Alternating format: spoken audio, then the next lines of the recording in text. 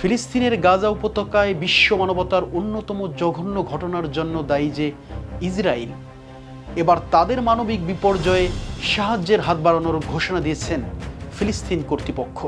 Israel অধিকৃত Jerusalem শহরের উপকণ্ঠে ভয়াবহ দাবানল ছড়িয়ে পড়েছে।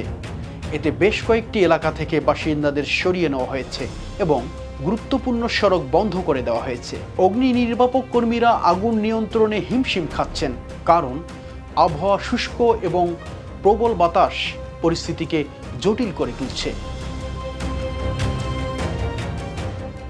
এক দশকের মধ্যে সবচেয়ে ভয়াবহ আগুনের এই ঘটনায় ইসরায়েল যখন ইতিহাসের মানবিক বিপর্যয়ের সম্মুখীন, তখনও থেমে নেই তাদের নিষ্ঠুর বর্বরতা। মানবিক সহায়তা নিয়ে ফিলিস্তিনের গাজা অভিমুখে থাকা একটি জাহাজে ড্রোন দিয়ে হামলা চালানো হয়েছে।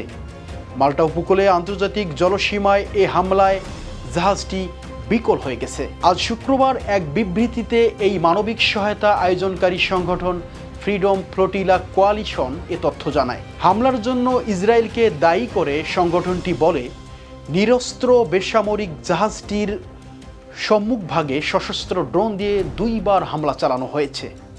এতে জাহাজটিতে আগুন ধরে যায় এবং তার অবকাঠামোয় বড় ধরনের ফাটল দেখা দেয়। এমন অবস্থায় ইসরায়েল যখন সপ্তাহ ধরে দাবানলে পুড়ছে, তখন তাদের সহায়তা প্রস্তাব দিয়েছে ফিলিস্তিন। সংবাদ মাধ্যম টাইমস অফ ইসরায়েলকে একটি নিরাপত্তা সূত্রে জানিয়েছেন, জেরুজালেম এলাকায় আগুন নেভাতে সাহায্য করার জন্য ফিলিস্তিনি কর্তৃপক্ষ অগ্নি নির্বাপক দল পাঠানোর প্রস্তাব দিয়েছে। ইসরায়েল এখনও সেই প্রস্তাবে কোনো সাড়া দেয়নি বলে জানা গেছে।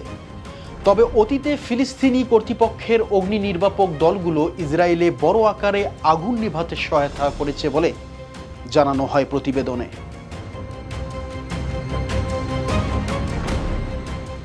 এদিকে ইসরায়েলের প্রতিরক্ষা মন্ত্রী ইসরায়েল কার্তোস জানিয়েছেন, এই সংকটময় পরিস্থিতি মোকাবেলায় আন্তর্জাতিক সহায়তা চাওয়া হয়েছে এবং দেশে জাতীয় জরুরি অবস্থা ঘোষণা করা হয়েছে।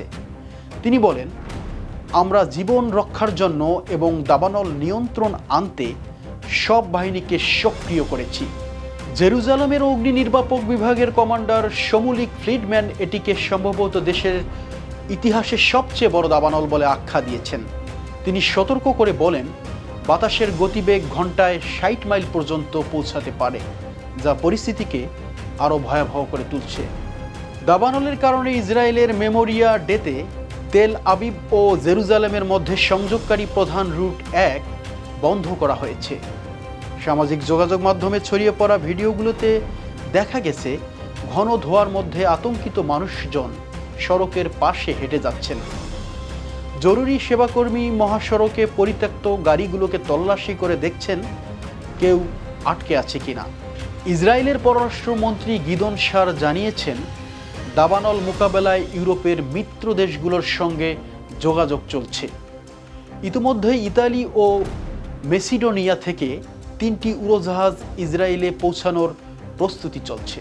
দেশের নাম্বার 1 ট্রেডিং অ্যাপ নিফটি ফার্স্টে পাচ্ছেন ট্রেডিং এর সব সুবিধা, dual exchange access, company analysis, portfolio তৈরি করা সহ আরও অনেক ইউনিক ফিচারের সাথে ট্রেড করতে ডাউনলোড করুন এক্ষুনি।